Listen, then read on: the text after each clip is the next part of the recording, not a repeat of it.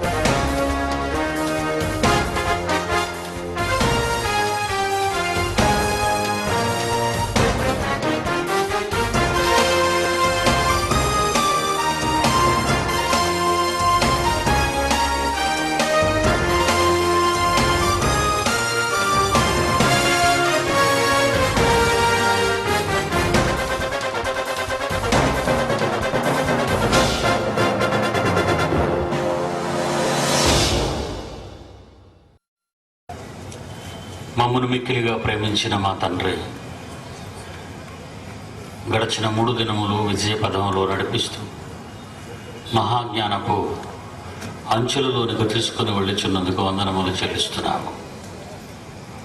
కేవలం వినువారు మాత్రమై ఉండి మమ్మలను మేము మోసపుచ్చుకొనకుండా మీ మాటల ప్రకారము ప్రవర్తించగలుగుటకు సహాయం చేయమని యేసువారి పరిశుద్ధ నామముని ప్రార్థన అడుగుచున్నాము తండ్రి. ఆమేన్. మృత్యువు వెనుక హిస్టరీ కలిగిన ప్రతి మానవుని మిస్టరీ. ప్రియులరా,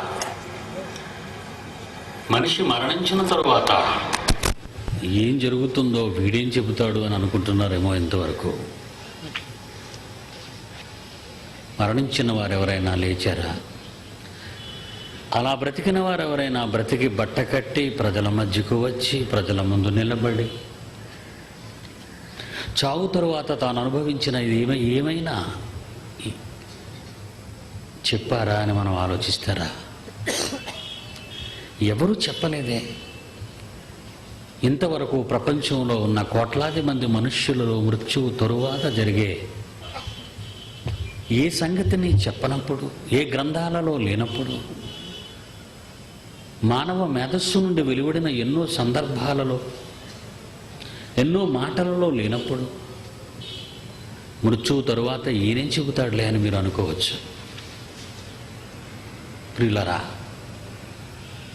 ఈ ప్రకృతిని మీరు ఒకసారి చూస్తుంటే ఈ ప్రకృతిలో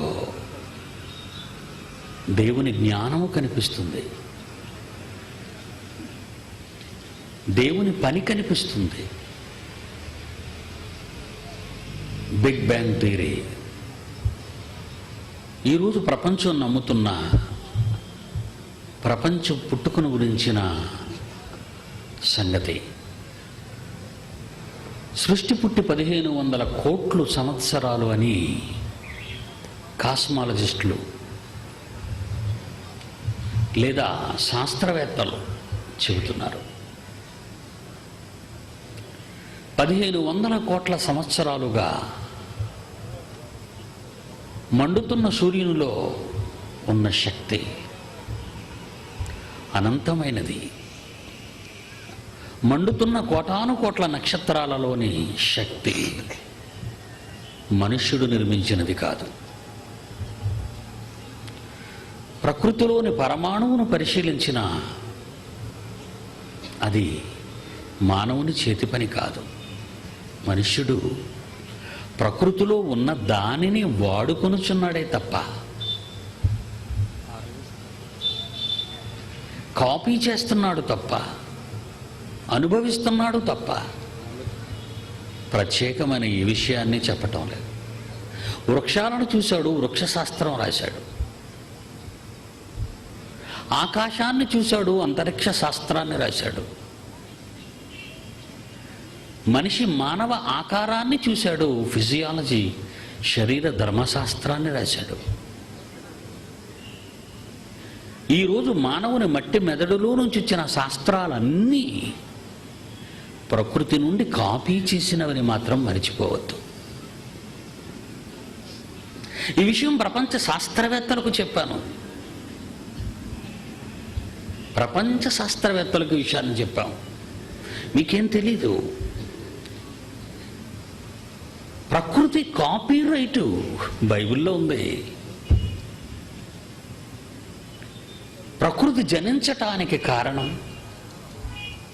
ప్రకృతి ఆవిర్భావానికి, విశ్వ ఆవిర్భావానికి కారణం దేవుడే చెప్పాలి. తరువాత ప్రకృతి చెప్పాలి. ఆ తరువాత ప్రకృతిలో పుట్టిన మనిషి చెప్పాలి. మృత్యువు తరువాత ఏం జరుగుతుంది అన్నది మనిషికి తెలీదు. మనిషి కంటే ముందు జనించిన పుట్టిన ప్రకృతి చెప్తుంది. ప్రకృతి ముందు పుట్టింది, తరువాతే మనిషి పుట్టాడు. కనుక ప్రకృతి తర్వాత పుట్టిన మనిషి ప్రకృతి రహస్యాన్ని విప్పలేడేమో కానీ ప్రకృతి మాత్రం మానవుని రహస్యాన్ని విప్పగలదు. కనుక ప్రకృతిని ప్రశ్నిస్తే, మానవుని మరణం తరువాత ఏమి సంభవిస్తుంది అనేది మనం ప్రకృతిని ప్రశ్నిస్తే ప్రకృతి ఒక నిజం చెబుతుంది. మీరంతా రైతు సోదరులు, వ్యవసాయం మీద బ్రతికేవాళ్ళు. ఒక విత్తనం నేలలో పడుతుంది, ఆ మట్టిలో సమాధి అవుతుంది. ఆ తరువాత అది బ్రతుకుతుందా, చస్తుందా? వృక్ష శాస్త్రవేత్తను ప్రశ్నిద్దాం. మనిషి శాస్త్రవేత్త తన గురించి తాను ఆలోచించలేదు కానీ తన ముందు పెరిగిన ఒక మొక్క, ఆ మొక్కకు వచ్చిన మొక్కను పుట్టిన 100 గింజలు, ఆ గింజలు తిరిగి విత్తనాలుగా భూమిలో పడితే, ఆ పడిన గింజలు చస్తే మట్టిలో పడి, అలా చచ్చిన గింజ మొలక, మొక్క, చెట్టు, మహావృక్షం. అంటే ఒక గింజకు మరో బ్రతుకుందా? ఒక విత్తనం మరణిస్తే మృత్యువు తరువాత దానికి బ్రతుకుందా? కాదని చెప్పే మీసమున్న మగాడెవడండి? కాదని చెప్పే మీసమున్న మగాడు ప్రపంచంలో లేడని మీకు తెలుసు. ఇది ప్రకృతి. అది ప్రకృతి ధర్మం అంటావు, నీకు ధర్మం లేదు. ప్రకృతి ధర్మాన్ని వివరిస్తావు, మనిషికి ధర్మం లేదు. అంతేనా? శాస్త్రవేత్తనంటావు, జ్ఞానినంటావు, శాస్త్రాలు రాశానంటావు, నోబెల్ బహుమతి గ్రహీతనంటావు,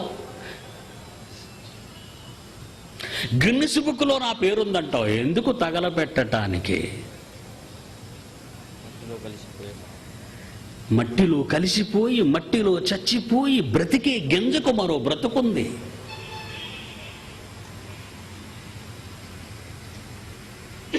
చచ్చిపోయింది.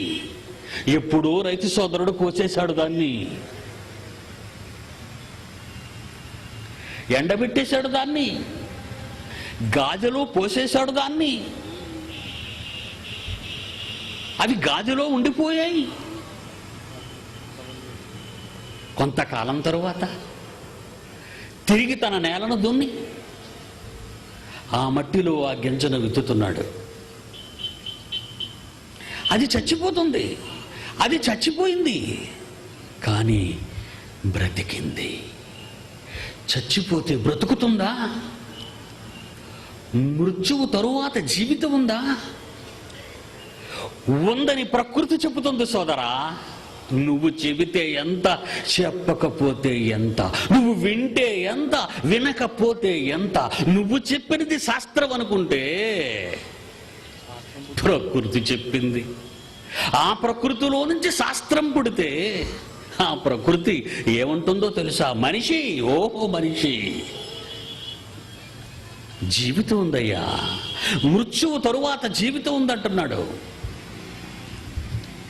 ఇది బైబిల్,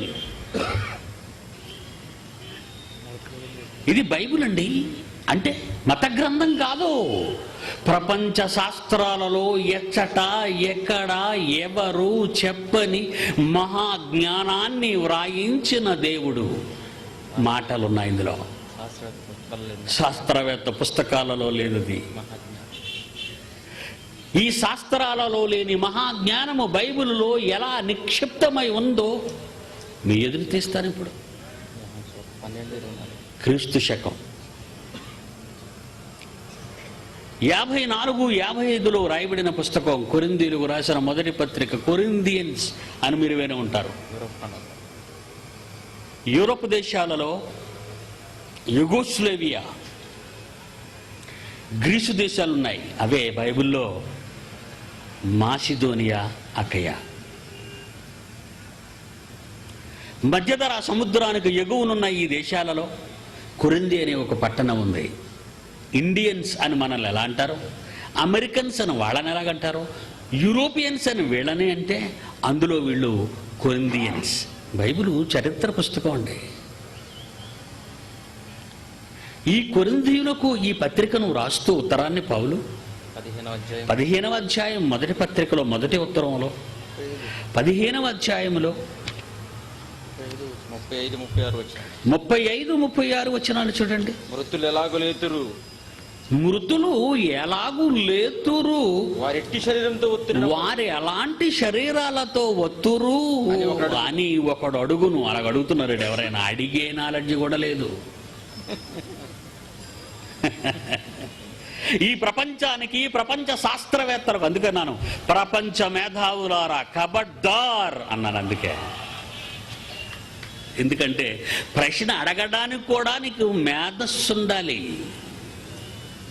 కాకి 2 కాళ్ళ అండి అంటే అది ప్రశ్న కాదు.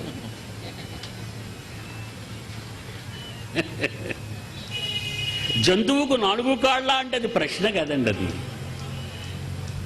ప్రశ్న అడగడానికి కూడా నీకు మేధస్సు కావాలి. ఈ శతాబ్దాలలో మనకెవరూ కనిపించకపోయినా ప్రారంభ శతాబ్దంలో ఒకడు అడుగుతున్నాడు, ఏమనట, మృతులు ఎలాగూ లేతురు, వారెట్టి శరీరముతో వత్తురు అని ఒకడు అడుగును. నిజంగా వాళ్ళండి స్కాలర్స్. అడిగారంటే వాళ్ళండి స్కాలర్స్. వాడు జ్ఞానులు అనుకుందామండి కాసేపు.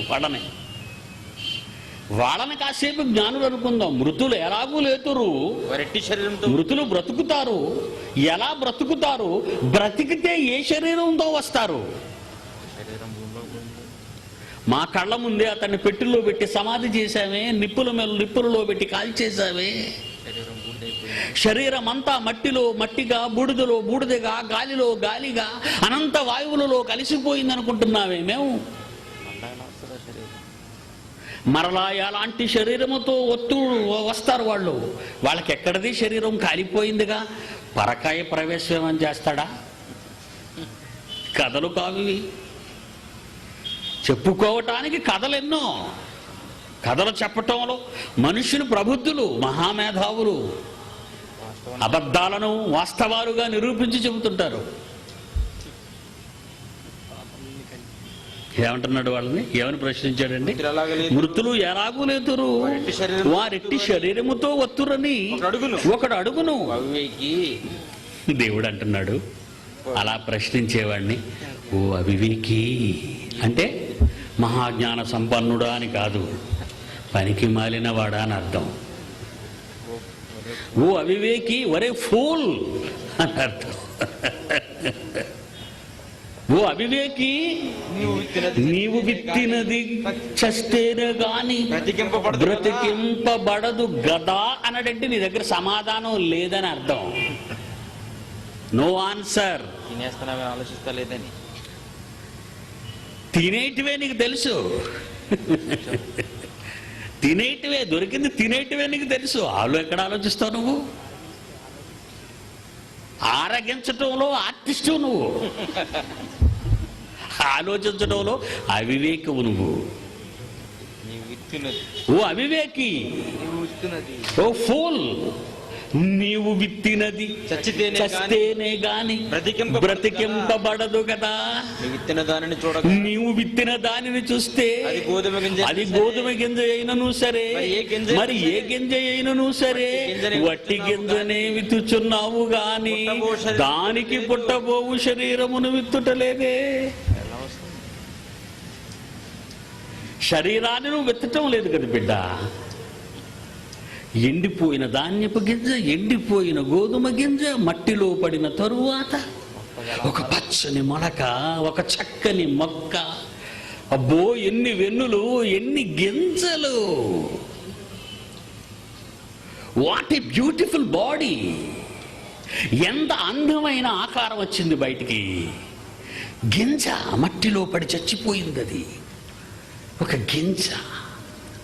ఓ అవివేకి, నీవు విత్తిన దానిని చూడగా వట్టి గింజనే విత్తుచున్నావు గాని పుట్టబోవు శరీరమును విత్తుటలేదు. అయితే దేవుడే తన ఇష్ట ప్రకారము నీవు విత్తిన గింజకు శరీరాన్ని ఇస్తాడు. ఒక గింజకే నేను ఇంత ఆకారాన్ని ఇస్తే, మర్రి పండులోని చిన్న గింజ ఏదో ఒక పిట్ట దాన్ని తినేసింది, ఎక్కడికో కొన్ని మైళ్ళు వెళ్ళిపోయింది, ఎక్కడో విడిచిపెట్టింది రెట్టగా. అంతే. అది కోట గుమ్మాల మీద పడిందో, కోట బురుజుల మీద పడిందో, నీ ఆకాశ హరిమాన మీద పడిందో, దాన్ని అలాగే విడిచిపెడితే అది ఒక చిన్న మొలక, మొలకొక మొక్క, మొక్కొక చెట్టు, ఆ చెట్టే ఒక మహావృక్షంగా మారిపోతుంది. మర్రి విత్తనం కంటికి కనిపించలేని అతి చిన్న ఈ గింజ ఏదో ఒక పక్షికి ఆహారమై దాని కడుపులో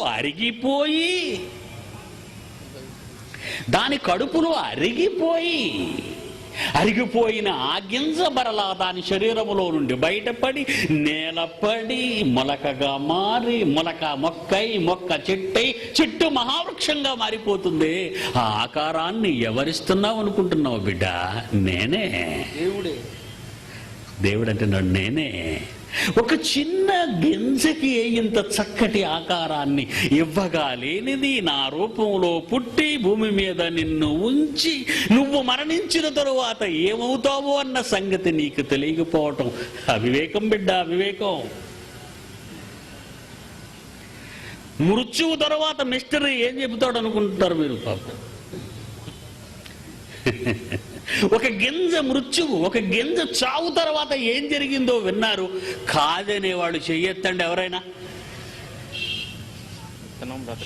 విత్తనం బ్రతకటం లేదు, బ్రతకద్దు, చస్తే బ్రతుకు లేదు అనే మేధావి ఎవరైనా ఉన్నారా ఈ మైదానంలో? వేల మందిలో. నా ఉండడానికి వీలు లేదు, ఉన్నానంటే వెర్రివాడు, అవివేకి. గింజ గురించి తెలియని నువ్వు మేధావి అన్నావు, నాదే పొరపాటు. నీ మీద గింజ బెటర్ కదా.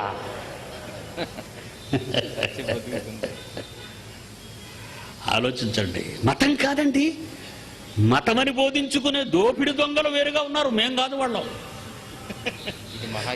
మత పుస్తకం అని మతం ముసుగులో దేవుడు బొమ్మ పెట్టి దోచుకుంటున్న దొంగలు ఎందరో ఉన్నారు ఈ ప్రపంచంలో. దేవుణ్ణి అడ్డు పెట్టి విదేశాలను అడుక్కుంటున్న బెగ్గర్స్ బ్రతుకుతున్నారు ఇక్కడ. దేవుణ్ణి వాడుకుంటున్నారు వాళ్ళు. నా పిడి సుందర్రావు సింహం అడుక్కోడు, is a Indian, not American. సోదర సోదరీమణులారా, దేవుని జ్ఞానం ఎంత గొప్పది మీరు ఆలోచించండి. ప్రపంచ శాస్త్రాలు తలదించుకోవాలి. హ్యూమన్ జీనోమ్ ప్రాజెక్టు శాస్త్రవేత్తలకు సవాలు విసిరాను. అమెరికాలో బిల్ క్లింటన్ పొగిడాడు, వాడొక అజ్ఞాని కనుక. మాటెత్తలేదు ఈవేళ వరకు. 2002తో దేవుని పని సరి. మానవ ఆయుష్కాలాన్ని 1200 సంవత్సరాలు పెంచుతా ఉన్నారు. తెలివి తక్కువ దద్దమ్మలు ఎవరు? అమెరికన్స్. బైబిల్ చెబుతుంది నీ బ్రతుకు మానవుని ఆయుష్కాలము సగటు జీవితం యావరేజ్ 70 years. అధిక బలం ఉన్న ఎడల 80. ఎక్కడో ఎవరో బ్రతికారు 100 వద్దు.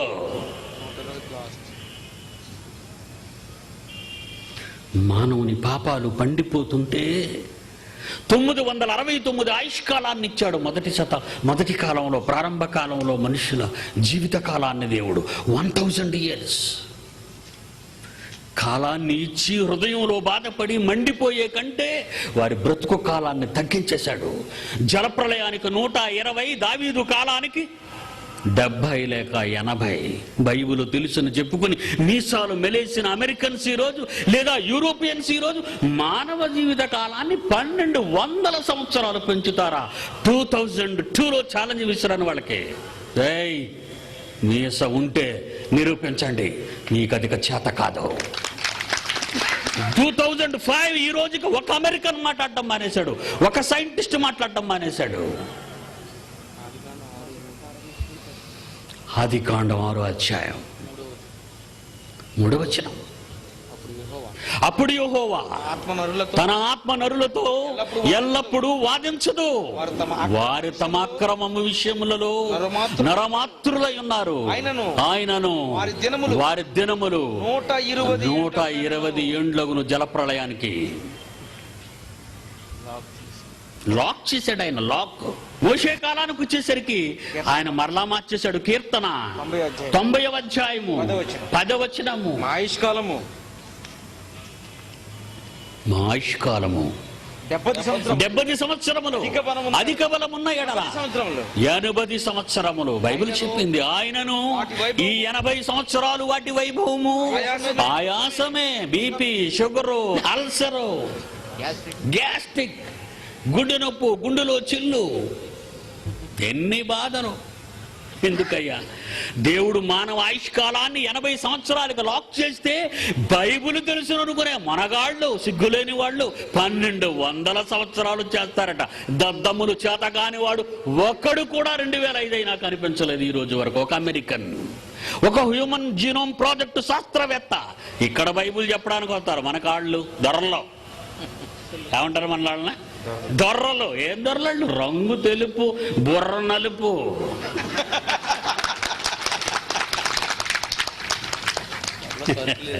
యేసుక్రీస్తు వారు పుట్టారు. ఎక్కడి నుంచి వెళ్ళారు జ్ఞానులు? తూర్పు దేశాల నుండి వెళ్ళారు. అందులో మన భారతదేశం ఉంది. వెస్టర్న్ కంట్రీస్ నుంచి రాలేదు జ్ఞానులు. ఎక్కడి నుంచి వచ్చారు? తూర్పు దేశాల నుంచి. అంటే జ్ఞానులు ఎవరు? మీరు, వాళ్ళు కాదు. శరీరాన్ని ఎలా సుఖపెట్టాలో జ్ఞానాన్ని నేర్పింది వాళ్ళే. బ్రతుకుని ఎలా వెలిగించాలో జ్ఞానాన్ని నేర్పింది మనమే. ఆలోచించండి సోదర సోదరీమణులారా. గింజ నేలలో పడింది, చచ్చిపోయింది, సమాధి చేయబడింది. మొలకై, మొక్కై, చెట్టై, మహావృక్షంగా మారిపోతున్నప్పుడు మృత్యువు వెనుక ఒక గింజకి అంత బలీయమైన జీవితం ఉంటే, దేవుని స్వరూపమైన నువ్వు ఈ మానవ దేహములో నిర్మింపబడిన దేవుని చేత నిర్మింపబడిన నీకు నీ మృత్యువు తరువాత నీకు ఒక హిస్టరీ లేదు అని ఎవడైనా అంటే వాడు మూర్ఖుడు.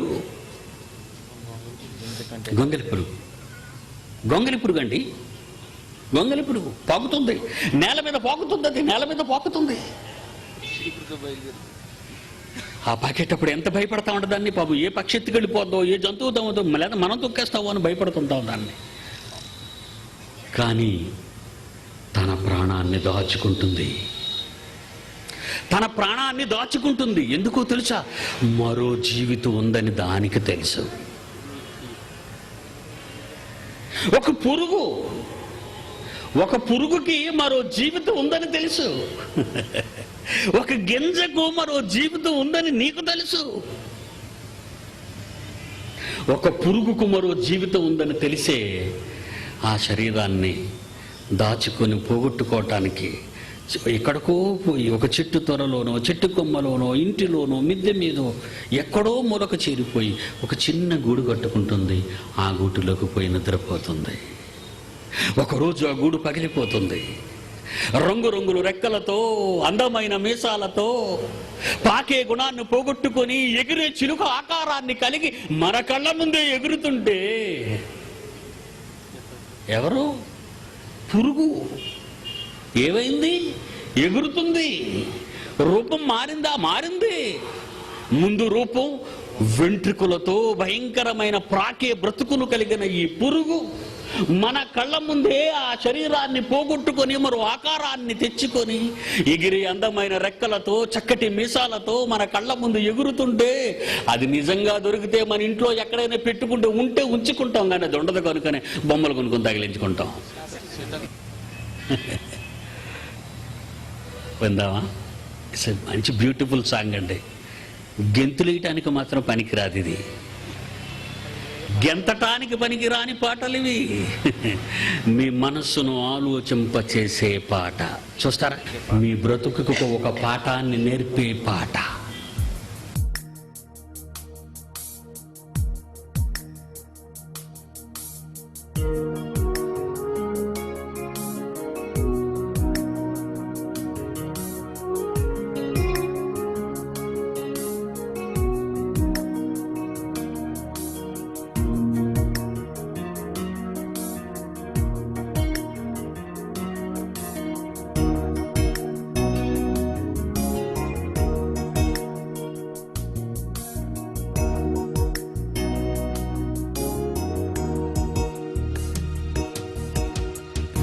బ్రతికి చేస్తావా, చచ్చి బ్రతుకుతావా?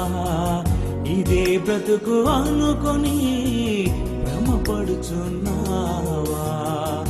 బ్రతికి చేస్తావా, చచ్చి బ్రతుకుతావా? ఇదే బ్రతుకు అనుకొని భ్రమపడుచున్నావా?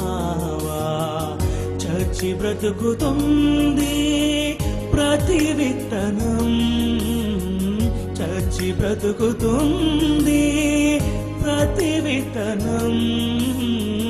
నీవు విత్తినది చచ్చి బ్రతుకుచుండగా, నీవు విత్తినదే చచ్చి బ్రతుకుచుండగా, నీకు బ్రతుకు లేదన్నది ఎవడురా? మరో బ్రతుకు లేదన్నది ఎవడురా? బ్రతికి చేస్తావా, చచ్చి బ్రతుకుతావా? ఇదే బ్రతుకు అనుకొని భ్రమపడుచున్నావా?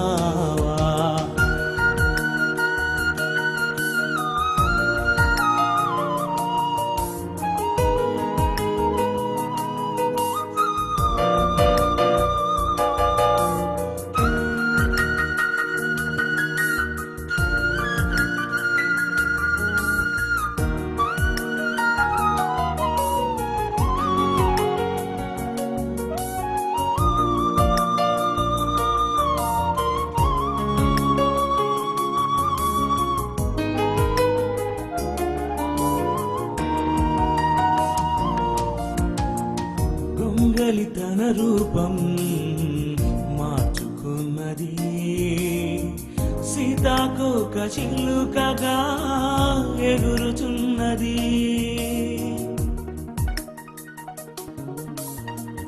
గొంగలి తన రూపం మార్చుకున్నది, సీతాకోక చిలుకగా ఎగురుచున్నది. ఆ రూపము కొరకే దాచుకున్నది, ఆ రూపము కొరకే కలలు కన్నది. సృష్టిలో ప్రథముడా దేవుని కుమారుడా, సృష్టిలో ప్రథముడా దేవుని కుమారుడా, నీకు బ్రతుకు లేదన్నది ఎవడురా? మరో బ్రతుకు లేదన్నది ఎవడురా? చేస్తావా, చచ్చి బ్రతుకుతావా, ఇదే బ్రతుకు అనుకొని భ్రమపడుచున్నావా, బ్రతికి చేస్తావా, చచ్చి బ్రతుకుతావా, ఇదే బ్రతుకు అనుకొని భ్రమపడుచున్నావా.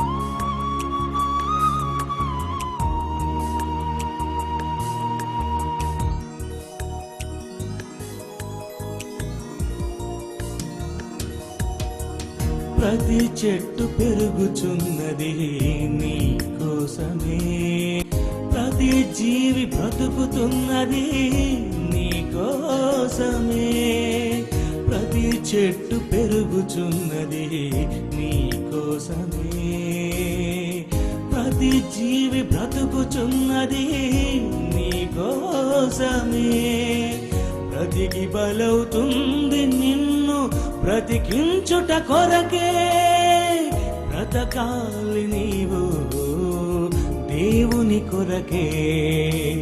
చావే ముగింపు కాదని, ఆత్మకు చావు లేదని, చావే ముగింపు కాదని, ఆత్మకు చావు లేదని ప్రకటించి మరణించి తిరిగి లేచెను, సజీవుడైనాడు శకపురుషుడైన క్రీస్తు యేసు.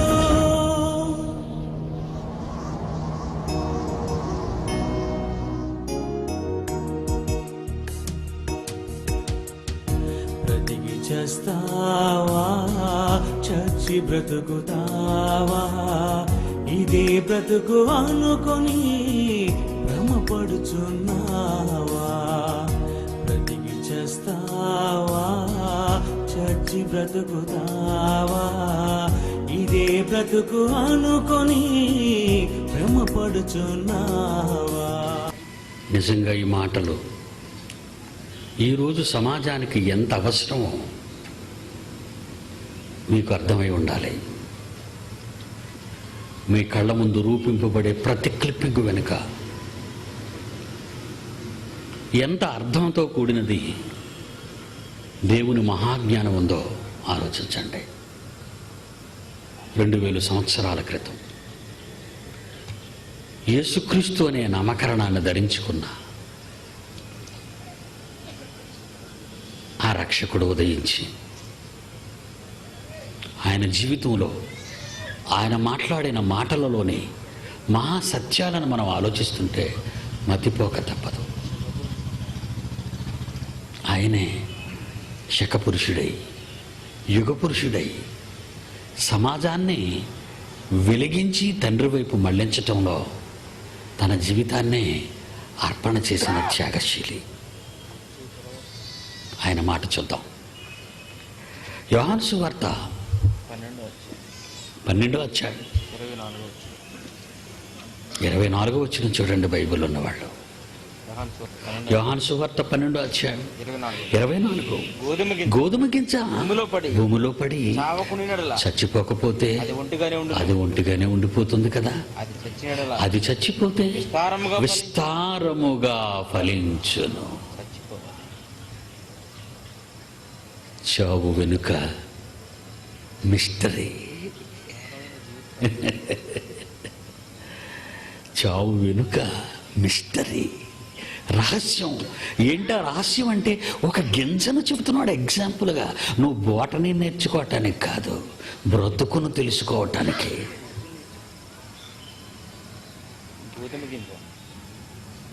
అగ్రికల్చరల్ డిగ్రీ చేయటానికి కాదు, బ్రతుకు జీవితాన్ని చదవటానికి. గోధుమ గింజ భూమిలో పడి చావకుండిన ఎడల అది ఒంటిగానే ఉంటుంది కదా సోదర. అది చచ్చిపోతే విస్తారముగా ఫలించను. అబ్బా ఎంత బాగుందండి.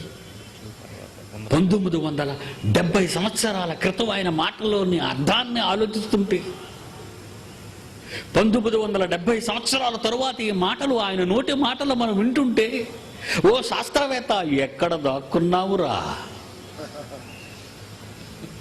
ఎక్కడకు పారిపోయావురా? జ్ఞానుడు పట్టుండి 60 ఏళ్ల జీవితం తర్వాత మట్టిలో కలిసిపోయి 60 ఏళ్ల జీవితాన్ని సుఖవంతం చేయడానికి గ్యాస్ అంటున్నావు, ఫ్రిడ్జ్ అంటున్నావు, ఏసీ అంటున్నావు, ఆకాశ హర్మ్యాన అంటున్నావు. అసలు చెప్పలేదురా శాస్త్రవేత్త. నువ్వు మాయ బ్రతుకు గురించి చెప్పావే తప్ప, చచ్చే బ్రతుకు గురించి చెప్పావే తప్ప, బ్రతికే బ్రతుకు గురించి ఏ గ్రంథము రాయలేదు. ఎందుకురా శాస్త్రవేత్త? నీకు తెలీదురా. న్యూటన్ చెట్టు కింద పడుకున్నాడంట. యాపిల్ పండు పడింది. ఎందుకు పడింది అని ఆలోచించాడే గాని ఎందుకు పుట్టిందని ఆలోచించాడా? Isaac Newton. మళ్ళా అబ్రహాం కొడుకు పేరు పెట్టుకున్నాడు ఈ దరిద్రుడు. ఐజక్ అంటే ఇస్సాకు. ఐజక్ న్యూటన్ వాడొక శాస్త్రవేత్త. ఏం చదువుకుంటున్నావు అంటే మన డిగ్రీల్లో ఏమి డిగ్రీలు అండి ఇవన్నీ? ఏమి డిగ్రీలు ఇవన్నీ? మీద నుంచి యాపిల్ పండు పడగానే భూమికి ఆకర్షణ శక్తి ఉందంటున్నాడు. పడిన దాన్ని తినటం నేర్చుకున్నాడు. భూమికి ఆకర్షణ అంటున్నాడు. కానీ దేవుని ఆకర్షణ గురించి ఎప్పుడైనా చెప్పావా? దేవుని ఆకర్షణ గురించి, దేవుడు నీ మీద ఉన్న మమకారం, నీ మీద పెంచుకున్న ఆప్యాయత ఏ రోజైనా చెప్పావా? ఏ శాస్త్రవేత్త అయినా చెప్పాడా? భూమికి ఆకర్షణ శక్తి అంటున్నాడు, చంద్రునికి ఆకర్షణ శక్తి అంటున్నాడు, సూర్య వ్యవస్థలో ఆకర్షణ శక్తి ఉందంటున్నాడు, గ్రహాల మధ్య ఆకర్షణ శక్తి ఉన్నాడు, నక్షత్రాల మధ్య ఈ ఒడంబడికున్నది అంటున్నారే ఈ శాస్త్రవేత్తలు. లోకాలను కలిగించిన సర్వేశ్వరుడైన దేవునికి, ఆయన రూపాలతో ఉన్న భూమి మీద ఉన్న మానవ జీవితాలకు యాటి బంధం ఉందో ఏ శాస్త్రవేత్త చెప్పాడు? 12వ అధ్యాయం అదే యోహాను సువార్త 12వ అధ్యాయం 32వ వచనాన్ని చూడండి. నేను భూమి మీద నుండి పైకెత్తబడిన ఎడల అందరినీ నా యొద్దకు ఆకర్షించుకొందునని ఆకర్షణ గురించి ఎప్పుడో చెప్పాడే దేవుడు. నీకు తెలియదురా న్యూటన్? ఆకర్షణ గురించి దేవుడు చెప్పిన మాట ఐజక్ న్యూటన్ అని ఆయన పేరు పెట్టుకొని బైబిల్ను కాపీ కొట్టి ఆకర్షణ శక్తిని నిరూపించిన శాస్త్రవేత్తగా అమాయక ప్రజలను నమ్మించావు కదరా. దేవుని ఆకర్షణను చెప్పావా ఎప్పుడైనా? బైబిల్ చదువుతున్నావు. నీ అమ్మ నేర్పించింది నీకు బైబిల్, నీ అబ్బ నేర్పించాడు నీకు బైబిల్. ఆ బైబిల్ అబ్రహాము కుమారుడని ఇస్సాకు మంచి పేరు పెట్టాడు నీ తండ్రి, నీ అబ్బ నీకు. కానీ దేవుని ఆకర్షణ గురించి చెప్పావా? కమాన్ అగైన్ రీడ్. మళ్ళీ చదువుదాం. నేను భూమి మీద నుండి యేసుక్రీస్తు అంటున్నాడు, నేను పైకి వెళ్ళిపోతున్నాను, అందరినీ నేను ఆకర్షించుకుంటాను అంటున్నాడు. ఈ ఆకర్షణ చెప్పావా? అందరినీ ఆకర్షించుకునే మహాకర్షక శక్తి యేసుక్రీస్తు గురించి చెప్పాడు ఆయన న్యూటన్? లేదు, భూమి ఆకర్షణ శక్తి గురించి చెప్పాడు. భూమి ఆకర్షణ శక్తి గురించి చెప్పాడు కనుక భూ ఆకర్షణలోకి పోయాడు. మట్టిలో కలిసి పలకేసేసాం, పైన మేకేసేసాం, చెక్క మీద మట్టేసేసాం, మీద సిలువు పాతేసాం. మరి లెగిస్తే చచ్చిపోతావు సిలువులో. సమాధి మీద ఏముంటుందండి? మన సమాధుల మీద ఏం పెడతారు? సమాధుల్లోకి వెళ్ళరా? మళ్ళా మీదను సిలువ పెడతారు. ఎందుకది పైన అంటే మళ్ళా బతికి బయటకు వస్తే వేసేస్తారా? ఏం చేస్తున్నారో తెలీదు, ఎందుకు చేస్తున్నారో తెలీదు, ఏమి చదవాలో తెలీదు, ఏమి చెప్పాలో తెలీదు, ఏమి నేర్చుకోవాలో తెలీదు. అమాయకంగా ఉంది లోకం. రోమాపత్రిక 14వ అధ్యాయం 7, 8, 9 వచనాలు వాస్తవం అండి. బైబిల్లో కొన్ని వందల సంవత్సరాల క్రితం రాయబడిన మాటలండి ఇవన్నీ. ఈవేళ నేనేదో రాసుకొచ్చిన మాట, నా మాటలు ఏం అవసరం అండి ఇవన్నీ. నేను కూడా కాపీ ఇస్తున్నా, కాపీ చేసి చెబుతున్నాను. నా మాటలు ఏమి చెప్పనండి, చెప్పుకోవడానికి ఏమీ లేదు నా దగ్గర నా గురించి. 14 రోమాపత్రిక 7, 8, 9 వచనాలు. మనలో ఎవడును మనలో ఎవడు తన తన కోసం బ్రతకటం, ఎవడు తన కోసం చనిపోడు, తన కోసం చచ్చిపోడు. మనం బ్రతికినా ప్రభు కోసం బ్రతుకుతున్నాం. ప్రభు కోసం బతకాలి. చచ్చిపోతే ప్రభు కోసం చావాలి. కాబట్టి మనం బ్రతికినా మనం చనిపోయినా ప్రభు వారమాయన్నాం. తాను మృతులకును లేచే వారికి, చచ్చిపోయే వాళ్ళకి, బతికే వాళ్ళకి ఆయన ప్రభు. ఇందు నిమిత్తమే క్రీస్తు చనిపోయాడు, మరలా బ్రతికాడు. చచ్చిపోతావా? No problem. బ్రతికిపోతావా? No problem. అయితే చచ్చి బతుకుతావా? Very good. నీ చావు తరువాత ఉన్న ఈ మిస్టరీని విప్పాడా ఎవడైనా? ప్రభు నమ్ముకో రోగం పోద్ది, ప్రభు నమ్ముకో జ్వరం పోద్ది, ప్రభు నమ్ముకో పిల్లలు పుడతారు, ప్రభు నమ్ముకో, అంతేనండి చెప్తారు. ఏ సభలో చూడండి, స్వస్థత సభలు. నీ శరీరానికి రోగాలుంటే ఇది ఒక ఆసుపత్రి, ఉచిత వైద్య శిబిరం తెరిచాం, వచ్చేయండి. Free medical camp. ఎక్కడ చూడండి స్వస్థత సభలు. బొడ్డోళ్ళైనడు స్వస్థత సభలే, బొడ్డు ఊడిపోయి ముసలైపోయినోడు స్వస్థత సభలే. ఏంటి నువ్వు ఇచ్చే స్వస్థత? దేనికి? ఒంటికా? ఒంటి బోధ చేస్తావా నువ్వు? శరీర బోధ చేస్తావా నువ్వు? పాడు చేసేసారండి క్రైస్తవ్యాన్ని. ఈ స్వస్థతలు చేస్తున్నారు అనుకున్నారు. ఉత్తిన అంతా మాయనంతా. ఐ ఛాలెంజ్, ఈరోజు స్టేజ్ మీద ఛాలెంజ్ చేస్తున్నాను. స్వస్థత ఉన్నదన్న వాళ్ళు, వరం ఉన్న వాళ్ళు ఒకళ్ళు రండి వేదిక మీదకి. నాకు వరం ఉంది. ఛాలెంజ్.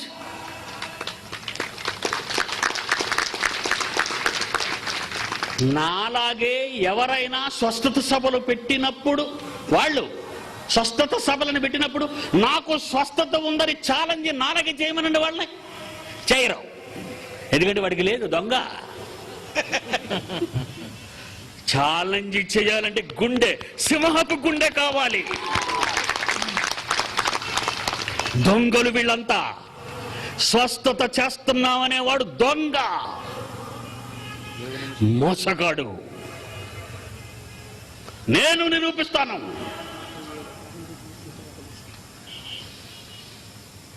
మహాజ్ఞానాన్ని సమాధిలో పెట్టబడిన శరీరం కోసం ఆలోచిస్తున్నారు. రండి రండి, మీ రోగాలు పోతాయి, మీ కోర్టు సమస్యలు తీరుతాయి, మీకు పిల్లలు పుడతారు. ప్రార్థనా శిఖరాలు. దేవుడికి కింద నుంచి వినపడదా? టవర్ కావాలండి దేవుడికి, టవర్. బాధపడకండి. దేవుడు ఏమైనా చెవిటోడా, లేక పరలోకానికి నెట్వర్క్ బంద్ చేయదా? పరలోకానికి నెట్వర్క్ బంద్ చేయదా? గుహలో ప్రార్థన చేస్తే వినపడదా? ఇంటిలో ప్రార్థన చేస్తే వినపడదా? అసలు నిన్నెక్కడ ప్రార్థన చేయమన్నాడో తెలుసా? చూస్తారా? మత్తయి సువార్త 6వ అధ్యాయం. ఏకాంతం కోసం, ఏకాగ్రత కోసం కొండెక్కాడంటే అర్థం ఉంది. ప్రత్యేకంగా టవర్ అవసరం లేదు దానికి. మత్తయి సువార్త 6వ అధ్యాయం 5-6 వచనాలు. నువ్వు ప్రార్థన చేయనప్పుడు నీ గదిలోనికి వెళ్ళి తలుపు వేయి, మైక్ పెట్టకో, టవర్ ఎక్కకో. ఏమున్నాయండి బైబిల్ అవి? నువ్వు ప్రార్థన చేయునప్పుడు నీ గదిలోనికి వెళ్ళి తలుపు వేసి రహస్యమందున్న నీ తండ్రిని అడుగు.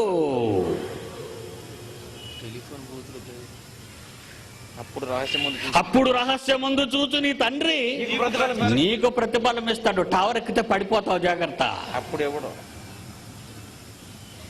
అసలు ప్రేయర్ టవర్ అనే పదం బైబిల్లో ఎవరు చూపిస్తారో చేయొద్దండి. ప్రేయర్ టవర్ అని బైబిల్లో ఎవరు చూపిస్తారో? ఎందుకండి ఇవన్నీ? ఎందుకు ఈ మాయ బోధలో? ఎందుకు వ్యవస్థను తప్పుదారిని పట్టిస్తున్నారు? బైబిల్లో లేనివి ఎందుకు బోధిస్తున్నారు? జనుల అమాయకులను ఎందుకు బాడు చేస్తున్నారు? దోపిడి దొంగలు, విదేశాలను దోపిడి దొంగలు వీళ్ళంతా. ఆత్మ గురించి ఆలోచించు. చచ్చిపోయిన తర్వాత జీవితం గురించి నువ్వు ఆలోచించు. లోకాసు వార్త 20వ అధ్యాయము 37-38. లోకాసు వార్త 20వ అధ్యాయము 37-38. పదను గురించిన భాగములో ప్రభువు అబ్రహాము దేవుడు అప్పుడు చచ్చిపోయాడు. ఆయన యేసు ప్రభు ఈ మాటలు చెప్పేటప్పటికి అబ్రహాము చచ్చిపోయాడు. 2000 years అయింది ఆయన చచ్చిపోయేప్పటికి. 2000 సంవత్సరాలు అయిందండి అప్పటికి అబ్రహాము గారు చనిపోయి. కానీ యేసు ఏమంటున్నాడో తెలుసా? నేను అబ్రహాము దేవుడను, ఇస్సాకు దేవుడను, యాకోబు దేవుడను చెప్పుచు మృతులు లేతురని మోషే సూచించెను. ఆయన సజీవులకే దేవుడు, మృతులకు దేవుడు కాడు. మీరు సజీవులు. మృత్యువు తరువాత మీరు సజీవులు. చనిపోయిన తరువాత అబ్రహాము సజీవుడు. ఆయన దృష్టికి అందరూ జీవించుచున్నారని వారికి ఉత్తరం ఇచ్చాడు యేసుక్రీస్తు. మృత్యువు తరువాత మిస్టరీ. మృత్యువు తర్వాత నీకు ఒక మహావైభవోపేతమైన జీవితం ఉంది. ఈ రోగం కోసం, ఈ బాధల కోసం, ఈ సౌఖ్యాల కోసం నీ బ్రతుకును పాడు చేసుకోకు బిడ్డ. 60 ఏళ్ల పాప భూయిష్టమైన ఈ తప్పుడు జీవితం కోసం రాబోయే కాలము లేని, అంతము లేని మహాజీవితాన్ని నాశనం చేసుకుంటావా? అయితే గొగ్గర పురుగుగానే చచ్చిపోతావా? అయితే ఒక గింజగానే ఉండిపోతావా? మాడిపోతావా? కాలిపోతావా? వద్దు, మనకు ఆ జీవితం వద్దు. ఈ 60 ఏళ్ల జీవితంలో ఈ ఆశలు మనకొద్దు. ఎవరిని అడుక్కోవద్దు, ఎవరి క్రింద బ్రతకొద్దు. దేవుని కోసం బ్రతుకుతాం. తనకున్నదంతా విడిచిపెట్టి ఏమంటున్నాడో తెలుసా? ఫిలిప్పీలకు రాసిన పత్రిక పౌలు 1వ అధ్యాయం 19వ వచనం చూడండి. తనకున్నదంతా విడిచిపెట్టిన తర్వాత అంతా పెంటతో సమానంగా. మనకైతే పెంట మీద తెచ్చి ఇంట్లో పెట్టుకున్న రకాలం మనం. ఒక కలిమి విస్తరించిన తన జీవనకు మూలం కాదని యేసుప్రభు చెబితే, నా కలిమో కలిమో కలిమో కలిమో కలిమో కలిమో డబ్బు డబ్బు డబ్బు డబ్బు, బిల్డింగ్ బిల్డింగ్ బిల్డింగ్ బిల్డింగ్, ఆస్తులు ఆస్తులు ఆస్తులు ఆస్తులు. ఏంటి దేవుని సేవకుగా ఆస్తులు ఆశీర్వాదాలా? ఎవరన్నారు? దేవుని సేవకుడిగా ఆస్తులు ఆశీర్వాదాలని ఎవరన్నారు? అబ్రహాం అంట. అబ్రహాం చూపిస్తావా? అబ్రహాముకు పాలస్తీనా దేశం ఇస్తే సామ్యానా వేసుకున్నాడు ఆయన. గుడారము. మరి నీకే ఇస్తే పెద్ద కోట కట్టించేది గోల్కొండ నవాబులాగా. ఏమర్థమైంది బైబిలు? ఒకని కలిమి విస్తరించుట అతని జీవానికి మూలం కాదు. ధనవంతుడు దేవుని రాజ్యములో ప్రవేశించుట కంటే వంటి సూది బెజ్జంలో దూరిపోతుందని. 2 యజమానులకు నువ్వు దాసుడుగా ఉండలేరు. ఒకటి దేవుడు, 2 సిరి ధనం. ధనాన్ని ఈరోజు సంపాదించి కోటీశ్వరులు అయిపోయి పడగలెత్తి దేవుడు ఆశీర్వదించాడనే తప్పుడు మాటలు చెప్పుకుంటున్న బజారు వాళ్ళు వీళ్ళంతా.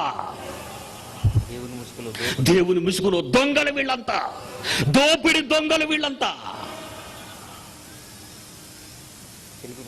ఫిలిప్పీ పత్రిక 1వ అధ్యాయం 19లో తనకున్నదంతా విడిచిపెట్టిన అపోస్తలుడైన పౌలు ఏమంటున్నాడో తెలుసా? నేను ఏ విషయములోనూ సిగ్గుపడక ఎప్పటి వలనే ఇప్పుడును పూర్ణ ధైర్యముతో బోధించుట వలన నా బ్రతుకు మూలముగానైనను సరే, నా చావు మూలముగానైనను సరే, క్రీస్తు నా శరీరమందు ఘనపరచబడాలి. నా బ్రతుకు మూలము సరే, నా బ్రతుకున్నా, నేను బ్రతుకున్నా సరే, బ్రతికిన తర్వాత చచ్చిపోయినా సరే, చావు మూలముగా మృత్యువు తరువాత జీవితం ఉందంటున్నాడు. చూడండి, ఎంత మంచి మాటలండి, ఎంత మంచి మాటలు. నా మట్టుకైతే బ్రతుకుట క్రీస్తు, చచ్చిపోతే లాభం. నా మట్టుకుంటే బ్రతుకైతే క్రీస్తు, చచ్చిపోతే లాభం. చచ్చిపోతే లాభం అంటే ఏంటండి లాభం? ఇల్లు వదిలి, ఉన్నవారిని వదిలి, ఆస్తులను వదిలి, బంధాలను వదిలి, రక్తపాశాలను విడిచిపెట్టి ఈ ప్రపంచాన్ని విడిచిపెట్టిపోయేవాడికి లాభం ఉందా? చచ్చేవాడికి లాభం ఏంటండి అనుకుంటున్నారా మీరు? నువ్వు నిజంగా చచ్చే ముందు దేవుని కుమారుడిగా బ్రతికితే, నువ్వు చనిపోక ముందు దేవుని కుమారుడి కోసం బ్రతికితే, ఒక యేసులా, ఒక పౌలులా, ఒక స్టెఫనులా, అపోస్తలులా, ప్రారంభ శతాబ్దపు క్రైస్తవులా ఉన్నదంతా దేవుని కొరకు అంకితం చేస్తే అప్పుడు నీకు బ్రతుకు. గొంగలు పురుగు నుండి సీతాకోక చిలుక, విత్తనము నుండి మహావృక్షంగా మారే వైభవోపేతమైన లాంగ్ లైఫ్, మహాజీవితం నీకుంది. నీ మృత్యువు తర్వాతే. అది మన మృత్యువు తర్వాతే. ఒక మంచి మాట చెప్పి ముగిస్తానని కొద్దిసేపట్లో. చూడండి, యోబు గ్రంథం 21వ అధ్యాయము, యోబు గ్రంథము 21వ అధ్యాయము 13వ వచనం. ముగిస్తానండి, వెళ్ళిపోదురు కానీ. వారు భూమి మీద మనుషులు శ్రేయస్సు కలిగి తమ దినములు గడుపుదురు, ఒక క్షణములోనే పాతాళమునకు దిగిపోవుదురు. ఇది ఎక్కడుందండి? ఒక క్షణంలో పాతాళానికి వెళ్తారా? ఇంతకీ పాతాళం ఎక్కడుంది, ఎంత దూరంలో ఉందో ఎవరికైనా తెలుసా? అసలు భూమి ఎంత దూరంలో సూర్యుడికి ఉందో తెలుసా మీకు? చూద్దాం ఒకసారి, సైన్స్లోకి వెళ్ళిపోదాం ఒకసారి. మనం ఏడు బైబిల్ చెప్పేస్తున్నాడు అనుకున్నారా? సైన్స్ చెప్తాను చూడండి. ఇప్పుడు సైన్స్, మనం ఉన్న ఈ భూమి ఉందో చూసారా? ఈ భూమి మీద కర్నూలు పట్టణంలో మనం ఉన్నాం. ఇప్పుడు ఇక్కడి నుంచి మనం ప్రయాణం చేద్దాం. ఏమండి, అదిగోండి భూమండలం కనబడుతుందా మీకు? సిటీ కనబడుతుందా? చివర బొమ్మలు చూడండి, భూమండలం దగ్గరగా సిటీ. రైట్, చూసారా వీధులు కనబడుతున్నాయా? అక్కడ నుంచి మనం విమానంలో బయలుదేరామండి, అంతరిక్ష నౌక మీద వెళ్ళి. మామూలు విమానం కాదండి, ఆకాశంలోకి పైకి అలా దూసుకుపోయేది, గ్రహాలు దాటేది అంతరిక్ష నౌక అని దానికి పేరండి. ఇలా మీరు గ్రహాలు చూడండి, ఆ గ్రహాలన్నీ కనబడుతున్నాయి మీకు. ఆ గ్రహాలు ఇలా మనం ఈ గ్రహాల దాటుకుంటూ 27 సంవత్సరాల తరువాత సూర్య వ్యవస్థను విడిచిపెడతామండి. మనం అంతరిక్ష నౌక మీద కూర్చుంటే అది అలా భూమి మీద నుంచి పైకి లేచిపోతూ ఉంటుంది. అలా లేచిపోయిన 27 సంవత్సరాల తరువాత, అంటే మనం ఈ గ్రహాలన్నీ దాటుకుని మన ఉన్న ఊరు, ఆ తర్వాత ఆసియా, ఆ తర్వాత ప్రపంచం, భూమండలం, ఆ తర్వాత అలాగా పక్కనున్న అంగార గ్రహం, ఆ తర్వాత అలా గ్రహాలన్నీ దాటుకుంటూ 27 సంవత్సరాల తరువాత సూర్య వ్యవస్థను దాటుతామండి మనం. ఈ శరీరంతో అంతరిక్ష నౌక మీద మనం కూర్చుంటే 27 సంవత్సరాల తరువాత మనం సూర్య వ్యవస్థను, సూర్య కుటుంబాన్ని దాటుతామండి. అలా దాటిన తర్వాత సూర్య కుటుంబం పాలపుంత నక్షత్ర మండలంలో ఉందండి. గూడూరు మండలం, ఆత్మకూరు మండలం, ఏమంటే ఇలా కర్నూలు జిల్లాలో ఎలాగైతే మండలాలు ఉన్నాయో చూడండి స్క్రీన్ మీద. 27 సంవత్సరాల తరువాత మనం ప్రయాణం చేస్తే అదిగోండి మన భూమండలం అక్కడ ఉందండి, సూర్య కుటుంబంలో. కనబడుతుందా గ్రహాలన్నీ? అయిగొండ గ్రహాలన్నీ. అక్కడ నుంచి సూర్య కుటుంబాన్ని దాటడానికి మనకి ఎంత టైం పట్టింది తెలుసండి? 27 సంవత్సరాలండి. 27 సెకండ్లో గంటల్లో అనుకోకండి, 27 సంవత్సరాలు. అంటే 20 సంవత్సరాలప్పుడు మీరు ఆ విమానంలో కూర్చుంటే 47 ఏళ్ళు మీసాలై పడిపోతాయి, తలపడిపోద్ది. ఎక్కడికి? సూర్య కుటుంబాన్ని దాటడానికి. ఇకపోతే మన పాలపుంత నక్షత్ర మండలంలో కదండి ఉంది. పాలపుంత నక్షత్ర మండలంలో ముందుగా తగిలే నక్షత్రం దగ్గరికి మనం ప్రయాణం చేయటానికి 500 సంవత్సరాలు పడుతుందండి. ఇవన్నీ ఎందుకు చెప్తున్నానో మీకు అర్థం అవుద్ది. ఈ లెక్కలు ఎందుకు చెప్తున్నానో మీకు అర్థం కావాలి. కథలు కావండి ఇవి. నక్షత్రాలలో సూర్యుడు ఒక నక్షత్రం. ఆ సూర్యుడికి ఒక కుటుంబం, నవగ్రహాలు అంటున్నాం. అందులో 3ది భూమండలం.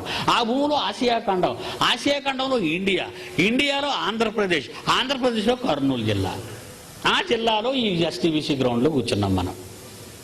ఇక్కడ నుంచి మనం ప్రయాణం చేస్తే 27 సంవత్సరాల తర్వాత సూర్య కుటుంబాన్ని వదిలేస్తాం.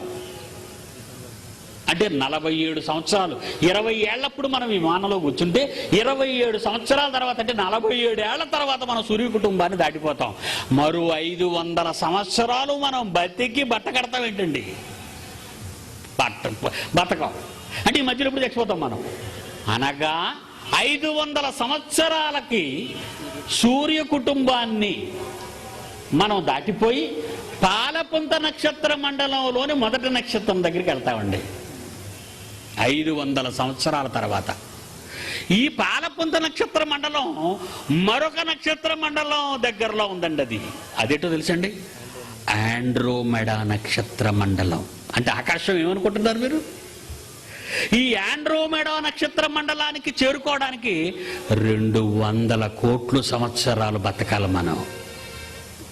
మీకు అర్థమవుతుందా లేదా? 200 కోట్ల సంవత్సరాల. అసలు 200 సంవత్సరాలే బతకం, 100 ఏళ్లే బతకం, 80 ఏళ్లే డౌటు. 200 కోట్ల సంవత్సరాలు బ్రతికి సూర్య కుటుంబంలో పడి పాలపుంత నక్షత్ర మండలం మిల్కీవేని దాటుకొని ఆండ్రోమెడా నక్షత్ర మండలానికి వెళతామండి మనం. ఇలా మండలాలను దాటుకుంటూ దాటుకుంటూ దాటుకుంటూ పోయేదేనండి ఆకాశం నీలంగా కనిపించేది.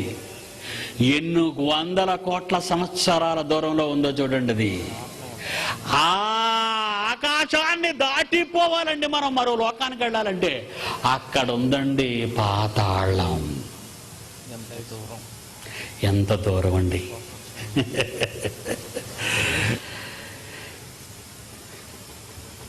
యోగు గ్రంథం ఇందాక చదువుకున్నాం కదా, 21వ అధ్యాయము 13వ వచనము. వారు శ్రేయస్సు కలిగి 60 ఏళ్ల జీవితంలో తమ దినములు భూమి మీద గడుపుతారు హ్యాపీగా. Happy life, long life. Dance లో హ్యాపీ బర్త్డే. ఇలా శ్రేయస్సు కలిగి భూమి మీద గడుపుతున్నప్పుడు ఒక క్షణంలోనే పాతాళానికి దిగిపోతారన్నాడు. ఒక క్షణమా? ఇదేంటండి బాబు, ఇన్ని కోట్ల సంవత్సరాలు పడుతుంది ఇవన్నీ దాటుకొని వెళ్ళాలంటే? ఒక క్షణంలో పాతాళానికి వెళ్ళిపోతావంట. వెళ్ళిపోతావు. వెళ్ళేది శరీరం కాదుగా, ఆత్మ. దాని వేగం ఏమనుకున్నారు? సూపర్ సోనిక్ స్పీడ్ కంటే హెవీ స్పీడ్. అది ఎంతసేపు వెళ్ళిపోతామంటండి? హైదరాబాద్ నుంచి ఇక్కడికి రావడానికి మాకు 5 గంటలు. విశాఖపట్నం నుంచి హైదరాబాద్ సికింద్రాబాద్ రావడానికి 13 గంటలు. ఇక్కడి నుంచి పాతాళానికి వెళ్ళిపోవడానికి ఒక క్షణం అట. అంటే మనకు దగ్గరగా ఉంది కదండి. భూమి మీద నుంచి ఎక్కడి నుంచి అయినా ఒక క్షణంలోనే పాతాళానికి వెళ్ళిపోతాం. ఇంకో మాట చూద్దాం. మంచి మాట, వేడి వేడి మాట. ఏమండి? చివరి రోజు మాట. యెషయా గ్రంథము 14వ అధ్యాయం 9, 10. అందరూ తేండి బైబిల్. యెషయా గ్రంథము 14వ అధ్యాయము 9, 10 వచనములు. యెషయా గ్రంథము 14వ అధ్యాయము 9, 10 వచనములు. ప్రవేశించుండగానే ఈలోగా మనం పాతాళానికి వెళ్ళిపోతాం కదండి. అక్కడికి ఇదంతా వదిలేసాం మొత్తం టోటల్గా. ఇక ఈలోగా మనల్ని ఏం చేశారు ఇక్కడ? ఇంకా మనల్ని ఇక్కడ ఏం చేస్తున్నారు తెలిసండి. ఇంకా తెలియలేదు మనం చచ్చిపోయామన్న సంగతి మన ఆవిడికి. మా ఆయన గారు పడుకున్నారు అనుకుంటుందండి. ఇంకా మా ఆయన పడుకున్నారు, లేస్తారు అనుకుంటుంది. కానీ నీకు అప్పుడు అక్కడికి ఎన్ని స్వాగత సత్కార్యాలు జరిగిపోతున్నాడు పాతాళంలో అయ్యగారికి. ముందు చచ్చిపోయిన వాళ్ళకండి, ముందు కూడా చచ్చిపోయిన వెళ్ళిపోయారు కదండి. నీవు ప్రవేశించుచుండగానే పాతాళ లోకానికి నిన్ను ఎదుర్కొనుటకై కింది పాతాళము నీ విషయమై కలవరపడుచున్నది వచ్చేస్తున్నాడు రా బాబు కర్నూలు నుంచి. ఎవరు? ఎందరిని చంపాడు, ఎందరిని నరికేశాడు. వస్తున్నాడు. కలవరపడుతుంది. పెద్ద పెద్ద ఖైదీలు జైలుకి వెళ్తే ముందు జడిసిపోయాడు జైలు సూపరింటెండెంటే. ఎందుకో తెలుసా? ఏ క్షణాన్నైనా తప్పించుకుపోతాడు, నా ఉద్యోగం టప్పన పోద్ది. పెద్ద ఖైదీలు, పెద్ద నేరగాళ్ళు వస్తున్నారంటే ఎలాగుంటుందండి? పెద్ద పెద్ద నేరగాళ్ళు జైలుకి వస్తున్నారంటే జైలు సూపరింటెండెంట్ గారికి వణుకు ప్రారంభం అవుతుంది. ఎందుకని వీడు ఉండడు. పాతాళము కలవరపడుతూ ఏమంటుందటండి? అది నిన్ను చూచి ప్రేతలను రేపుచున్నది. అంటే మనకంటే ముందు చచ్చిపోయిన సీనియర్స్ ఉన్నారు కదండి ఆ లోపల, వాళ్ళందరినీ రేపుతుందట. జైల్లోకి వెళ్ళగానే ఖైదీలు ఆడే భాష అదే కదండి. ఇక్కడ మనం చుట్టాలు పెట్టండి లోపలికి వెళ్ళడానికి, లేదా ఇది ఎగ్జిబిషన్ లోపల చూడడానికి వెళ్ళి వస్తున్నావా? లేదు. మనం వెళ్ళగానే మన డ్రెస్ మారిపోద్ది. మనకు ఒక నెంబరు, దేశ నాయకుల్లో టోపీ. వాళ్ళు ఏమడుగుతారు? బ్రదర్ ఏంటి మన మర్డర్, ఎన్ని మర్డర్లు? 1, 2? లైఫా ఊరా? చూసారా భాష ఎలాగ ఉంటుందో? భయం. ఏటిరా బాబు, నేను ఇంకా మార్నింగ్ కాఫీ తాగుదామని లెగుద్దాం అనుకుంటున్నాను, ఏటి ఇక్కడికి వచ్చేసాను. నేను పొలంలోకి వెళ్ళి పని చేసుకుందాం అనుకున్నాను, బ్యాంకుకి వెళ్ళి విత్డ్రా చేసి డబ్బు చక్కలో పెట్టుకుందాం అనుకున్నాను. ఏటి భాష, ఏటి లోకం, ఎవరు వీళ్ళంతా? అందరూ నిన్ను చూచి వారందరూ నిన్ను చూచి నీవును మావలే బలహీనుడు అయితేవా, నీవును మా పోటీ పడవైతేవా. పీడి సుందర్రావు మెసేజ్ ను వినలేదా? అయిపోయావైతే. వాడే చెప్తున్నాడు కరెక్ట్ ఇన్ఫర్మేషన్. పాతాళంలో జరిగే నెట్వర్క్ అంతా, చచ్చిపోయిన తర్వాత పరిస్థితులు ఎలా ఉంటాయో వాడే చెప్తున్నాడు. మిగిలిన వారందరూ బ్రతికుండగా ఇంకా ఎలా సుఖపడాలో చెప్తున్నారు వాళ్ళు. చెప్తున్నాడు బ్రతుకున్న బ్రతుకులోని హిస్టరీ వాడు చెప్తున్నారు, బ్రతికిన తరువాత ఉన్న మిస్టరీలోని హిస్టరీ వాడు చెప్తున్నాడు. నువ్వు కూడా మాలా అయిపోయావా? వచ్చేసావా? ఎంత పని చేసావు బ్రదర్. మీ కర్నూలు పట్టణంలో చెప్పానని నేను అనుకుంటున్నాను. సంఘస్థుడు చచ్చిపోయి ఈ పాతాళానికి వెళ్ళిపోయాడు. పాస్టర్ గారు ఉన్నారు ప్రేతల్లో. అంతకుముందు చచ్చిపోయిన వాళ్ళు ఎవరున్నారు? పాస్టర్ గారు, అయ్యగారు. ఈయనకి బాప్తీసం ఇచ్చిన ఆయనే, గృహప్రవేశానికి వచ్చినాడు ఆయనే, వీళ్ళ పిల్లకి పేరెట్టినాడు ఆయనే. చూడగానే కన్ఫ్యూజ్ అయిపోయాడు ఆయన. అయ్యగారు మీరు ఎక్కడ? నేను కల్లో కూడా ఊహించలేదయ్యా. బాబు నీకు పుణ్యం కానీ గట్టిగాని కనుక అతను బిషప్ గారు ఉన్నారన్నాడు. నాకు బాప్తీసం ఇచ్చినాడు ఆయన అతను ఉన్నాడు.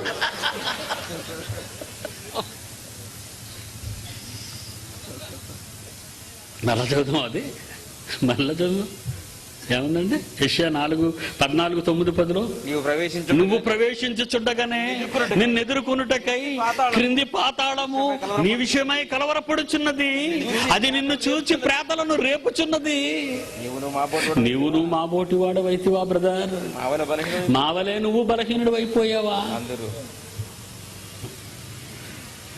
యోబు గ్రంథం 7:9.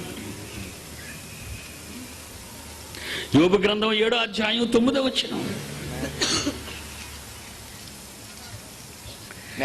మేఘము విడిపోయి అదృశ్యమగునట్లు పాతాళమునకు దిగిపోయిన వాడు మరి ఎప్పుడును రాడు.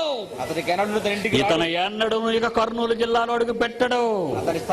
అతని స్థలమే అతనిని మర్చిపోద్ది, ఎరుగదు. జై జన్మభూమి అంటే కుదరదు. ఇది నా స్థలం, ఇది నా పొలం అంటావా? ఒప్పుకోదు. ఏముంది బైబిల్? సత్యవేద గ్రంథం ఏమంటుంది? మేఘము విడిపోయినట్లు అదృశ్యమగునట్లు చచ్చిన వాడు పాతాళానికి దిగిపోయిన వాడు మరెప్పుడు నువ్వు భూమి మీదికి రాడు. అతడికి ఎన్నడూ తన స్థలానికి రాడు. అతని స్థలమే అతనిని ఎరుగదు. అయిపోయావు. ఒక క్షణంలో నరకానికి ఎలా వెళ్ళిపోతాడో ఒకసారి చూడండి మన బ్రదర్. ఇది ఊహా చిత్రం అండి, అంతే, మీకు జస్ట్ అర్థం కావటానికి.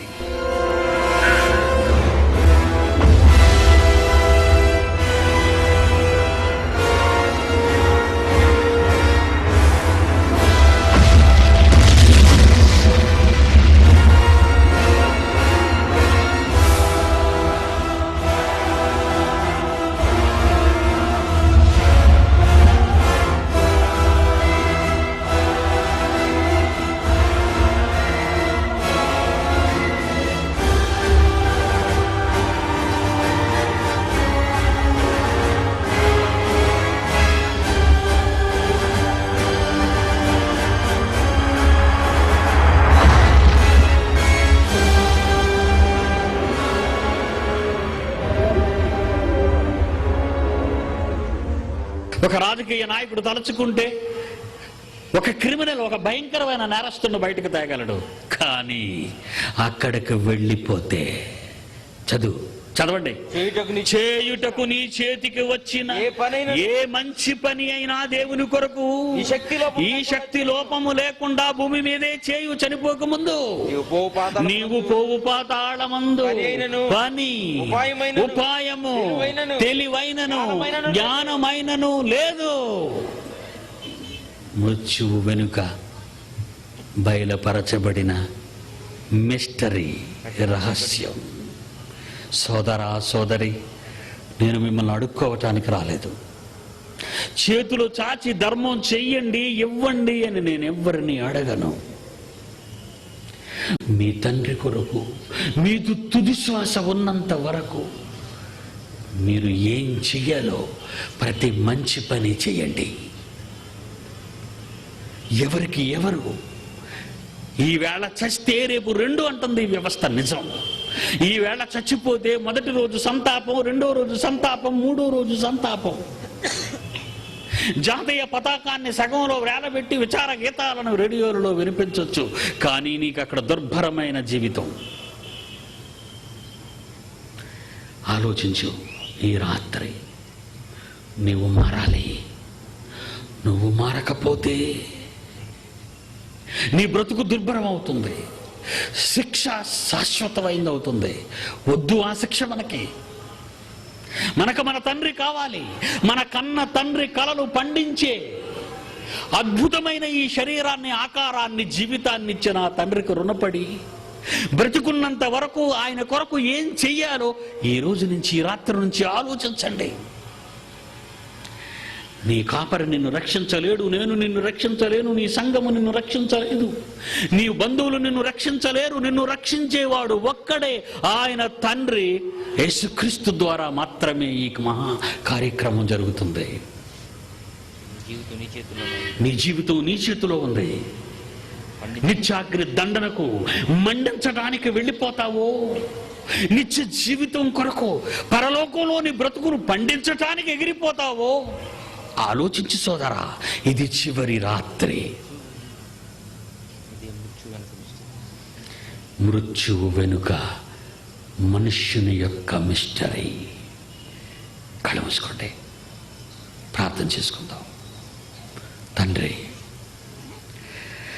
వ్యయ ప్రయాసలకు ఓర్చిన నీ పిల్లలు కష్టపడి పేదవాళ్ళుగా ఇంతటి కార్యక్రమానికి పట్టణంలో శ్రీకారం చుట్టారు. మహాజ్ఞానాన్ని మీ పిల్లలకు చెప్పానయ్యా.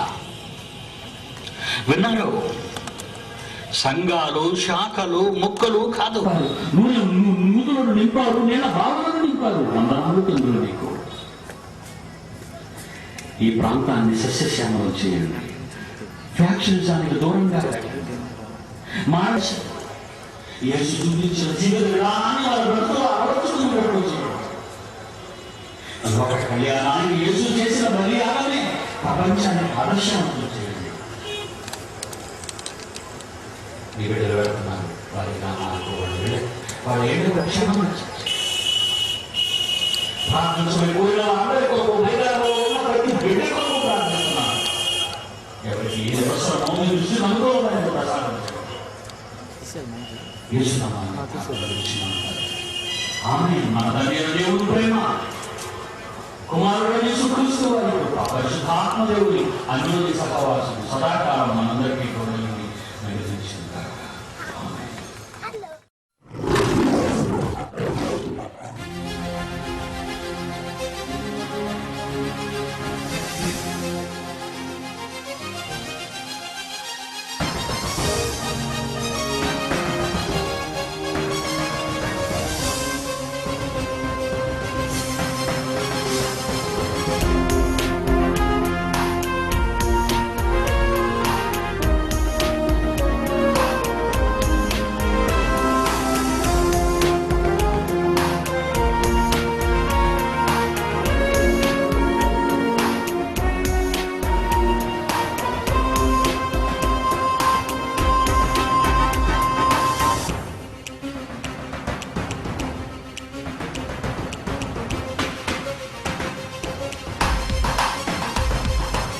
క్రీస్తు విరోధులపై సింహగర్జన, క్రైస్తవుడే చెయ్యాలి ప్రళయ గర్జన. అపవాది అనుచరులను ఎదిరించిన నాడు విజయంతో జైశాలై నిలిచిపోతాడు. క్రీస్తు విరోధులపై సింహగర్జన, క్రైస్తవుడే చెయ్యాలి ప్రళయ గర్జన.